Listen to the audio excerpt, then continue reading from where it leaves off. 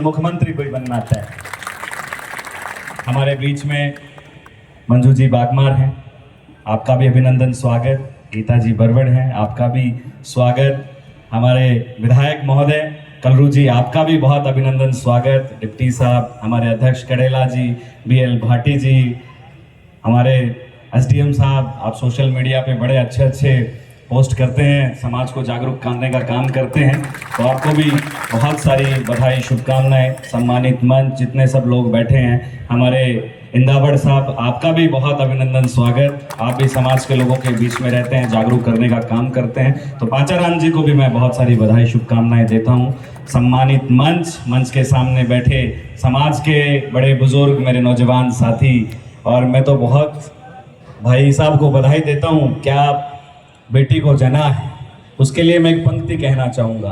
1000 बर्क गिरे लाख आंधियां उठे, 1000 बर्क गिरे लाख आंधियां उठे, वो फूल खिल के रहेंगे जिन्हें खिलना है, वो फूल खिल के रहेंगे जिन्हें खिलना है। बहुत जोरदार ये ट्रेनिंग होती है, एक मंच पे आके बोलना। यूं कहें कि इतनी सारी भीड़ देख के अच्छे अच्छे नेताओं के पैर कांपने लग जाते हैं, हाथ कांपने लग जाते हैं। इस बच्ची ने एक लाइन नहीं चूकी, चाहे उसने प्रैक्टिस की हो, चाहे उसने पढ़ा हो, चाहे उनके पिताजी ने उसको समझाया हो। सारे सम्मानित नेताओं का नाम लेना और लाइन टू लाइन बोलना, ये बहुत बड़ी बात है। तो मैं धन्यवाद देता हूं कि समाज में आपने ऐसे बच्चे भी तैयार किए हैं। महिला रिजर्वेशन आ रहा है, नेताओं की बहन बेटियां आए, उनकी बीवियां नेतागिरी में आएंगी, इससे अच्छा है कि ऐसी बच्चियां राजनीति में आएंगी जो जमीन से संघर्ष करती हुई, सीखती हुई आगे आएंगी। बहुत खुशी होती है इस जागरूक समाज को देख के कि आज इतनी अच्छी अच्छी घोषणाएं माननीय उप मुख्यमंत्री जी के सामने आप लोगों ने की कि दुकानें खोली जाएंगी। ये बहुत अच्छा और बहुत नया नवाचार है, इसकी आवश्यकता है। मैं हमेशा जहां पे भी कहीं काम होता है, संघर्ष होता है, हम सब लोग एकजुट होकर पूरी ताकत से लड़ते हैं। माननीय कलरू जी ने बहुत अच्छी बात कही, टांग खिंचाई की। देखिए ये होता है, और अगर कंपटीशन खत्म हो जाएगा तो मेरे हिसाब से राजनीति में कुछ बचेगा ही नहीं। राजनीति में कंपटीशन होना जरूरी है।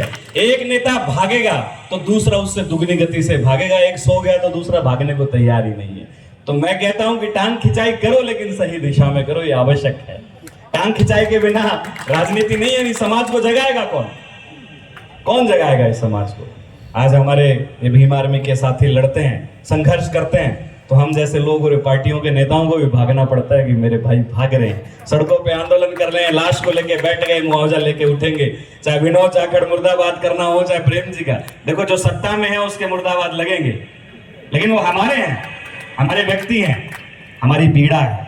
माननीय प्रेम जी का हम बहुत सारे आंदोलनों में खड़े हो जाते हैं उनके खिलाफ, लेकिन मन से गलत नहीं है। जब इनके खिलाफ षड्यंत्र रचा गया तो विनोद जाखड़ सबसे पहले बोला कि अगर हमारे नेता के खिलाफ किसी ने आंख उठा के भी देखी तो आंखें निकाल लेंगे।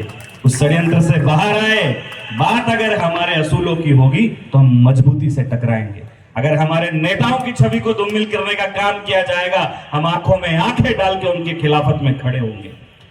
सत्ता के अंदर सवाल पूछना जायज है, अपनी बात को मनवाना बिल्कुल जायज है, तरीके अलग अलग हो सकते हैं, लेकिन आप हमारे नेताओं की छवि को धूलमिल करोगे तो बर्दाश्त नहीं करेंगे। उप मुख्यमंत्री जी के खिलाफ षड्यंत्र रचे गए। मैं धन्यवाद देता हूं इस समाज को, आप एकजुट खड़े होके आए, मजबूत होके आए और आपने जवाब दिया। वापस से खिसकना पड़ा, नहीं तो तैयारी पूरी हो गई थी, साहब बोले ना बोले, लेकिन ये आपकी ताकत है। साथियों, ये समझने और विचार करने का विषय है कि कोई भी बड़े मंत्रालय अगर आपको मिलते हैं तो सरकारों का एक्सपेरिमेंट होता है, आपको फेल करने का प्रयास किया जाता है। किसी राज्य का आपको मुख्यमंत्री बनाया जाएगा और आपको कमजोर साबित करके साइड में बैठा दिया जाएगा और यह कहा जाएगा कि दलित समुदाय के अंदर नेतृत्व की क्षमता नहीं है, लेकिन ऐसा नहीं है।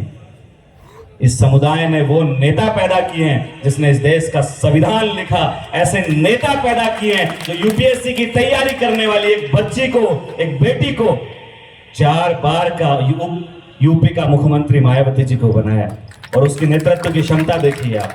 पूरा देश लोग मानता है कि नहीं मानता है, राजनीतिक विचारधारा अलग विषय है।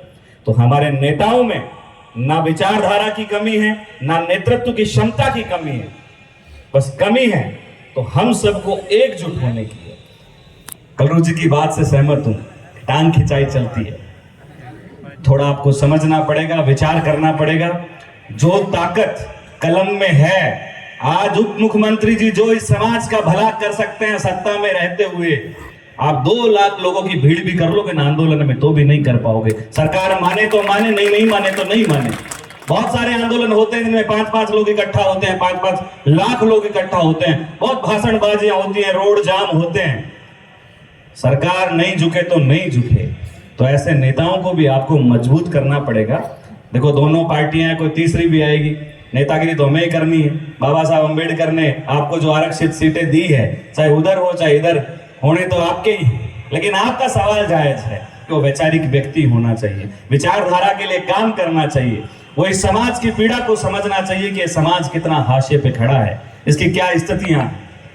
आज शिक्षा के नाम पे हमारे लोगों को किस तरीके से क्या क्या पढ़ाया जा रहा है, सब कुछ बदला जा रहा है।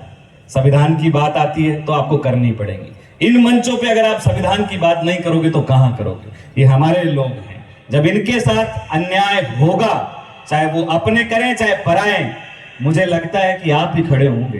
ये जाजम, ये सरकार के सामने अगर कोई मजबूती से लड़ सकता है तो वो ये सारा का सारा समाज खड़ा होता है। मास्टर भंवरलाल मेघवाल जी उस जमाने में बहुत कदावर नेता रहे हैं। जब वो शिक्षा मंत्री थे, बीच में से हटा दिया गया ना, क्योंकि ये किसी को मजबूत